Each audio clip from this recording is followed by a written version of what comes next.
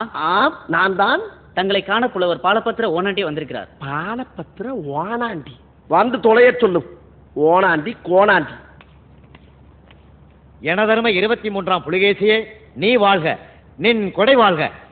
அமைச்சரே, மன்னா, இந்த லகடு பாண்டியன் நீ பேர் சொல்லிதான் அழைப்பானா? புலவர்களுக்கே உள்ள ஆணவம் மன்னா. ஆம்.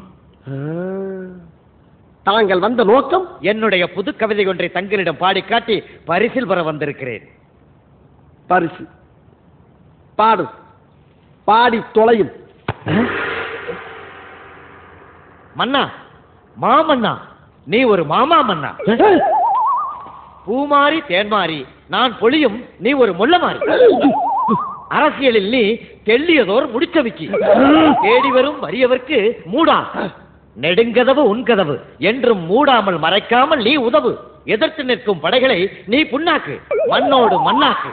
இந்த அகிலத்தை அடைகாக்கும் அண்டங்காக்கையே. சிங்கத்தின் கொகைக்குள்ளே வந்து அவனுடைய பிடரியை பிடித்து தொங்கவா பார்க்கிறாய்? நான் என்ன குற்றம் செய்தேன் மன்னா? எதற்காக நான் என்னை திட்டினாய்? திட்டினேனா? தங்களை பாராட்டி பாடல் தானே பாடினேன். அமைச்சரே, என்ன பிதற்றுகிறான்? ஓனாண்டி, சிறிதும் இடைவெளியின்றி மன்னரை பார்த்து திட்டினாயே, எதற்காக? எப்போது திட்டினேன்? புழுகாதே புலவா. மன்னரை பார்த்து மாமா மன்னன் என்றாயே. ஆமாம், மாமன்னர் என்றால் பெரிய மன்னர், மாமா மன்னர் என்றால் மன்னர்களுக்கெல்லாம் மன்னர் என்று கூறினேன். மன்னரின் முகம் பார்த்து முள்ளமாரி என்றாயே. ஆமாம், மாறி என்றால் மழை, முள்ளினிடத்தில் பெய்கின்ற மழை போன்றவனே என்று கூறினேன். முடிச்சவிக்கி அரசியலில் போடுகின்ற சூழ்ச்சியான முடிச்சுகளை அவிழ்ப்பவன் என்று கூறினேன். மூடா என்றாயே. அடுத்த வார்த்தையை சேர்த்து பார்க்க வேண்டும். தேடி வரும் வறியவர்களுக்கு அள்ளிக் கொடுக்கின்ற மூடாத கதவுடையவன் என்று கூறினேன். புண்ணாக்கி எதிரிகளை புண்ணாக்குங்கள் என்று சொன்னேன். வேற என்ன சொன்னான்? அமைச்சர், இந்த முறை மாட்டுவான். என் மூக்கை குறிபார்த்து அண்டங்காக்கா என்று சொன்னாயடா, அதற்கு என்ன அர்த்தம்? அண்டம் என்றால் உலகம், காக்கை என்றால் காப்பாற்றுவது, உலகத்தை காப்பாற்றுபவன் என்று கூறினேன். அப்படியா அர்த்தம்? அப்படித்தான் நான் பாடினேன். இல்லை இல்லை, நீ என்ன விளக்கம் சொன்னாலும் அதை ஏற்றுக்கொள்ள என் மனம் மறுக்கின்றது.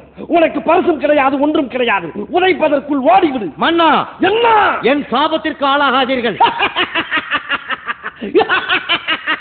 மன்னா, வயதிலே மூத்தவன் என்ற முறையில் சொல்லுகிறேன்.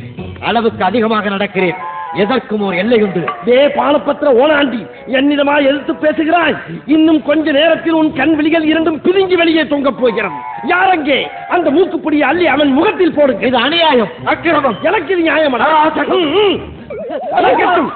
நன்றாக தூவுங்கள். அடே ஓனாண்டி புலவா, உனக்கு ஒருவனுக்கு மட்டும் தான் மூக்குப்பொடி தண்டனை. இனி இந்த அரண்மனைக்குள் எந்த புலவன் கால் வைத்தாலும் அவனுக்கு மிளகாய் பொடி தண்டனை.